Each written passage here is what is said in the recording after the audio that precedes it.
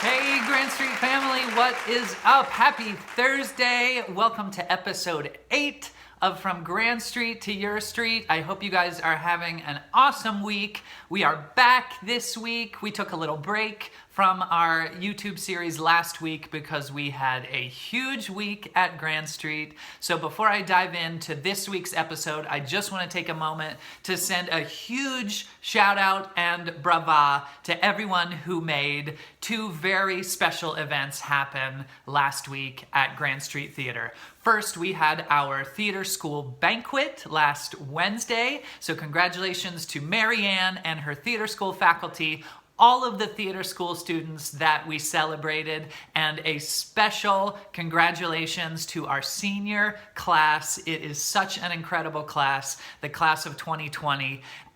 Brava to you guys. I know it was not the banquet that you expected, but I thought it was so special and just so well done. So congratulations to everyone in theater school, and a very special congratulations to the class of 2020. Brava! And then on Saturday, we had our Grandstreet Gala, which is one of our biggest events of the year. It's where we announce our upcoming season, and it's also a huge fundraising event for Grandstreet. And oh my gosh, it was so fun. I have to say, it was more fun than I thought it would be.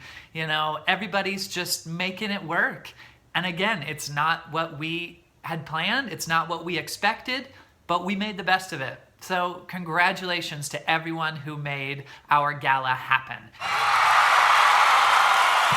So for more information about our upcoming season, it's an incredible lineup. Go check it out on our website, grandstreettheater.com, and buy your season passes. We're gonna talk more about our upcoming season on next week's episode.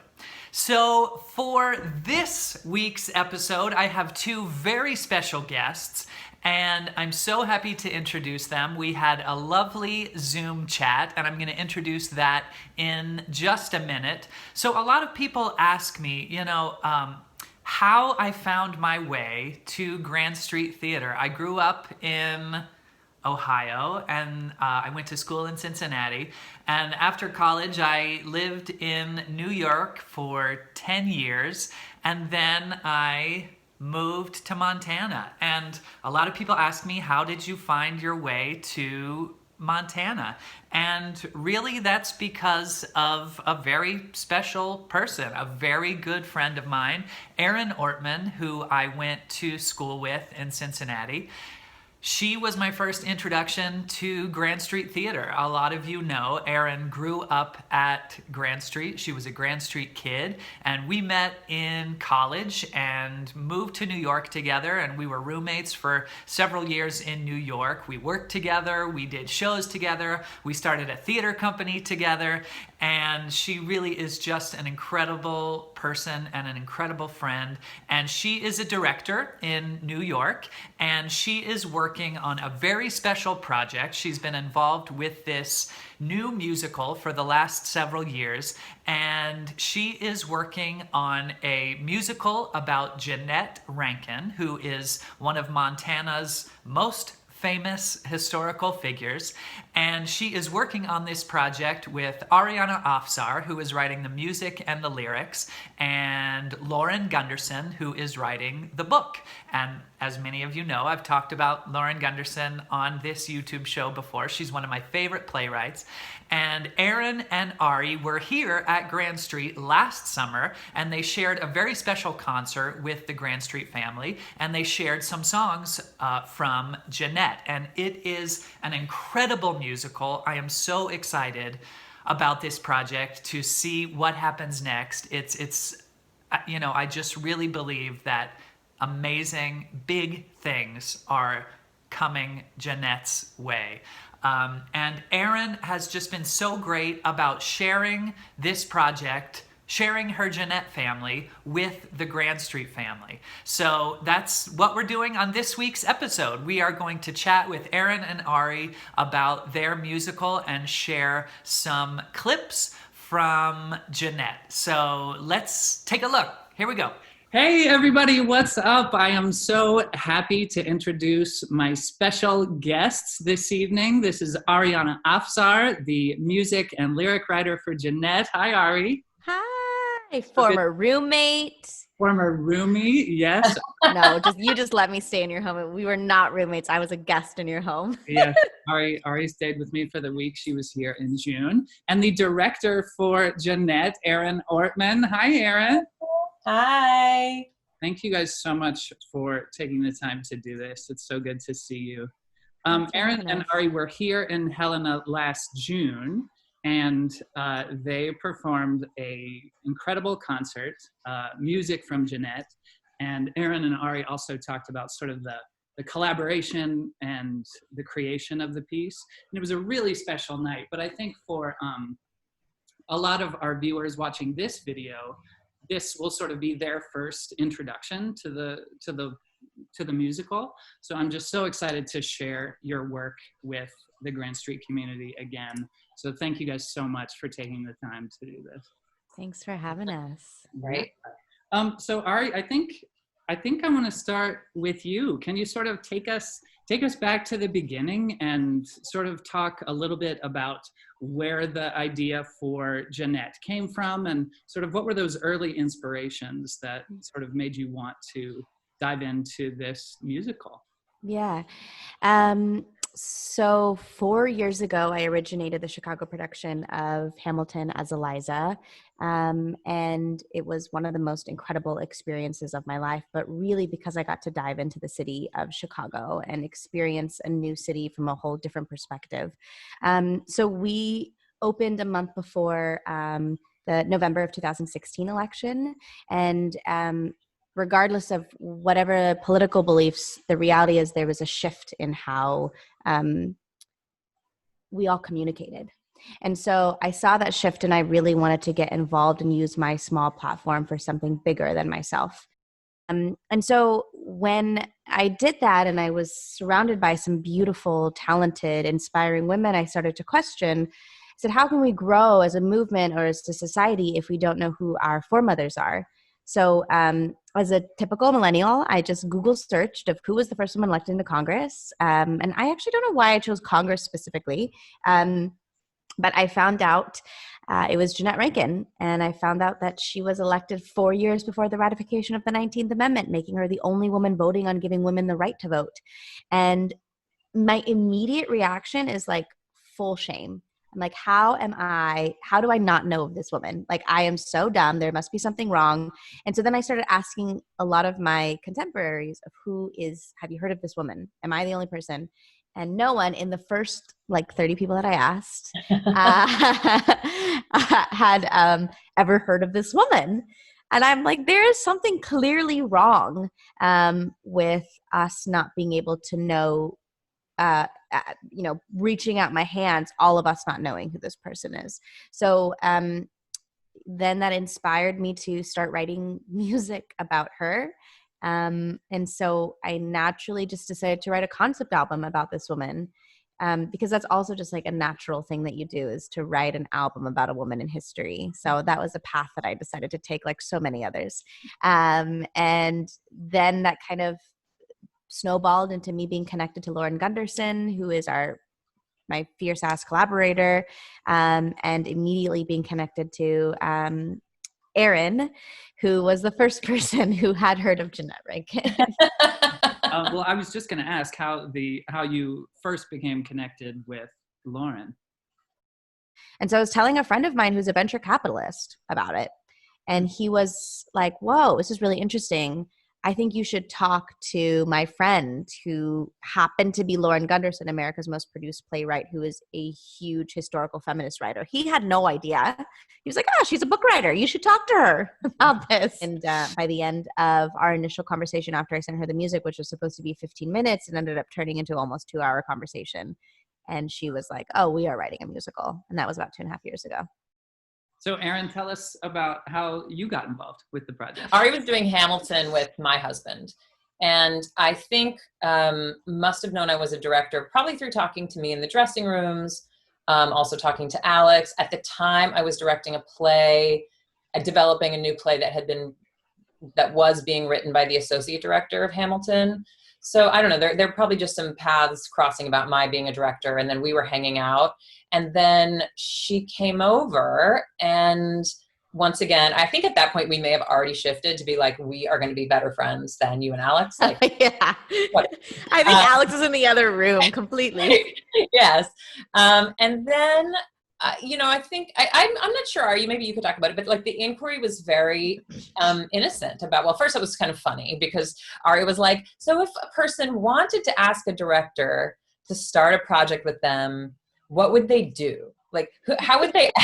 Like, what would that process?" That was not innocent. That was okay. all Completely, totally strategic. But I think Ari, as the brainchild of this, really just sort of followed her gut, got advice, and then pulled me into the project at that time. So it was really a privilege to come on that early. Yeah, it's so interesting that you guys didn't know each other, but I have to say that I think you all hit the collaborator jackpot. So Erin and Ari shared some video clips from a Jeannette concert that happened in New York at a venue called Subculture, and this happened last August. So we are going to be cutting in some of those video clips to this interview. So let's get started. Here's Ari and Erin talking about the opening number from Jeannette. It's a song called Hellgate.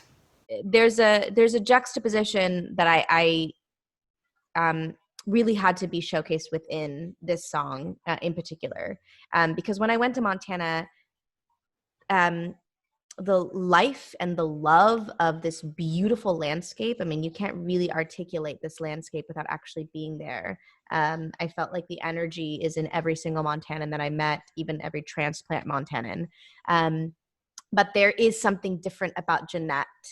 So it's that juxtaposition of loving the land, but also knowing that she has something more and that she needs to get out in order to really understand her full dreams and realizations. It's setting up this beautiful landscape that we live in, but also showcasing the point of view, which is clearly so different from the rest of the people on stage. This is a like fully fleshed out opening number wherein we see people who love this land, but also have to work very hard. And so it's very complex in that way. And it's been really fun to continue to see it unfold. And when people watch it, it's important that you also imagine that in the musical, this is an opening number with 14 to 16 actors, maybe. Talk to the producer, we'll see. Okay, well, let's take a look at a clip from Hellgate.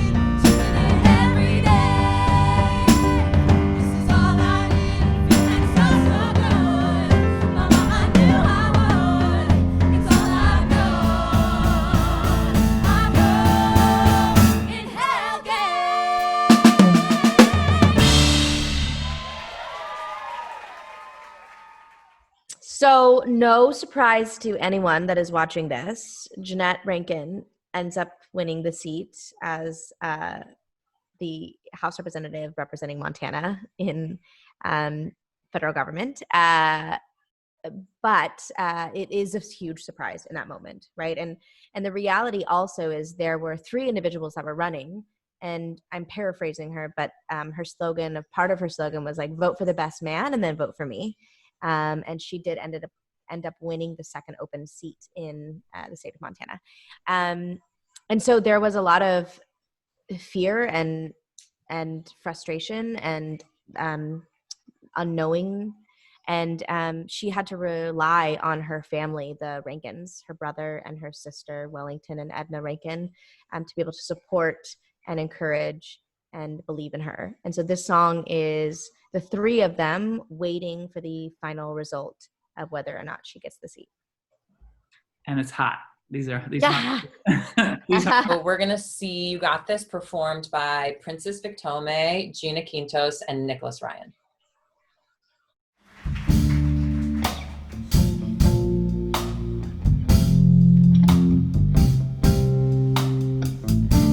You got this. You got this. You got this. You got this. You got this. You got this.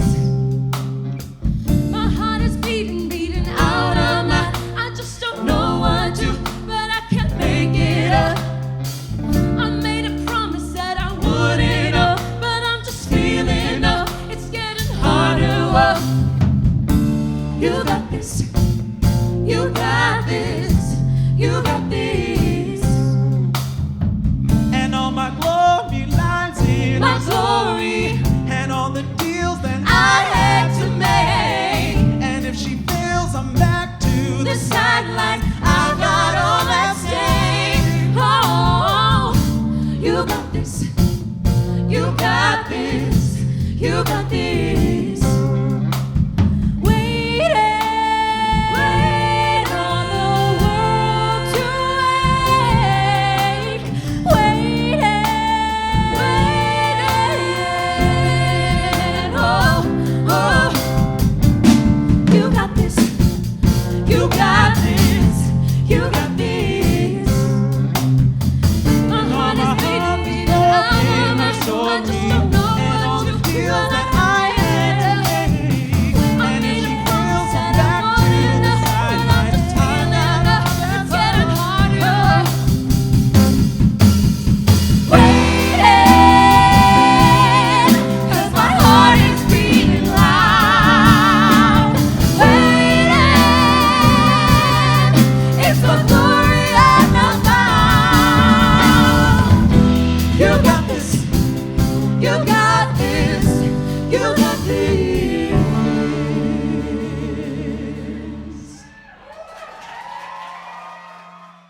So the underbelly of the whole show really is this song of Disrupt. The reality is that the 19th Amendment is giving women the right to vote, but it's giving white women the right to vote. And to populate the stage with people of color is a specific choice that we are making in order to show the parallels of today and in 1916. And those parallels are unfortunately so similar.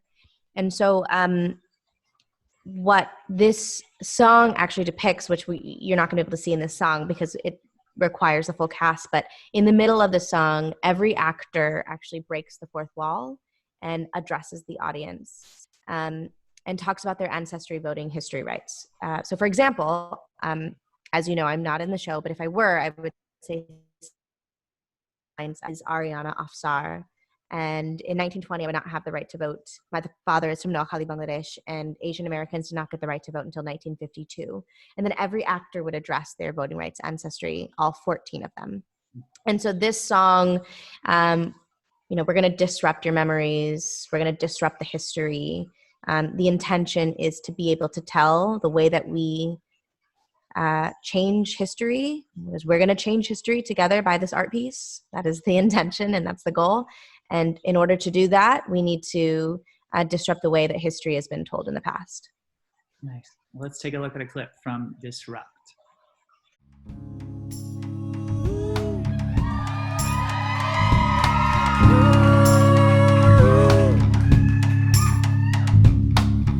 It's a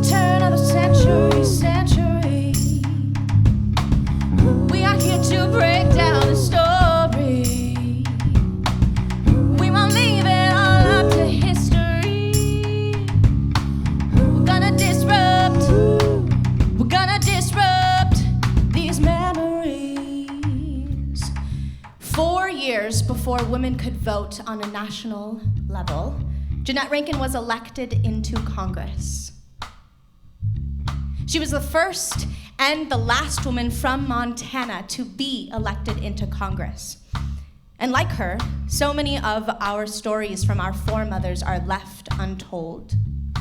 100 years later, we are here and we are voting because of badass women like Jeannette Rankin. My name is Ariana Afsar, and tonight we are going to celebrate the disruptors that came before. I don't care what those wise men said. I'm right here, gonna change your perspective. This ain't a tale that you heard before, but I know it well. So I'm open doors. Well, I'm not gonna please the faint-hearted. This shit ain't living inside your head, and I'm not here to clean up the mess, your mess. I'm just here to make a second guess. It's a turn of the century. We are here to break down the story. We won't leave it all up to history.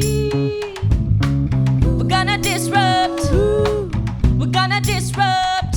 these memories.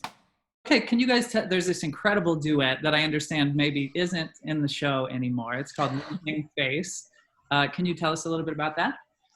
Sure, yeah, okay. So Losing Face, first of all, it's an incredible song. It's so incredible that we have continued to return to it over and over and over. Okay, so it was initially in the second act, in a story that the love between Jeannette and LaGuardia, and that we've really taken away the romantic, like this, it's such a romantic song, and the romance was too straightforward for that, how complicated that relationship has become. So that's how it started. Then it went to the first act and was sung by two women. So then it was cut and remained cut. And then the space where the song was located, there is now a new song, an incredible song. Not that this wasn't an incredible song, just wasn't making sense. And then we needed to add a song for the mother.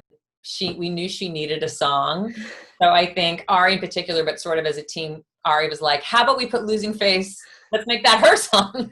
So it has had 5 iterations. Yeah, and now it's cut. Now it's like officially cut.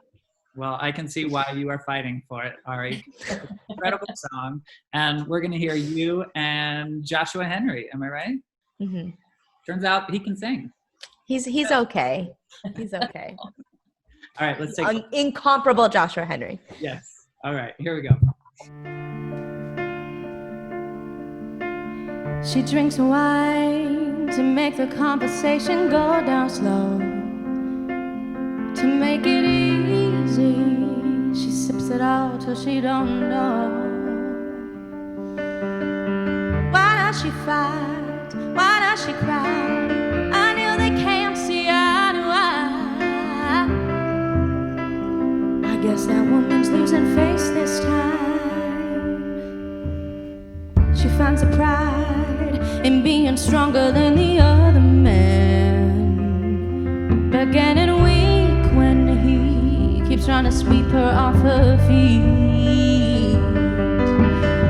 Stuck on the side, ain't satisfied. We gotta do this from the inside.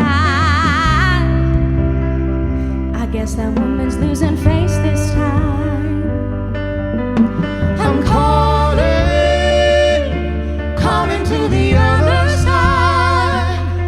I gotta rise before my days are done. Wearing white, I'm standing in the sun. I'm moving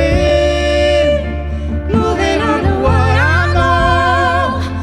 But where do we go? Maybe I'm too blind. Hope that it doesn't show.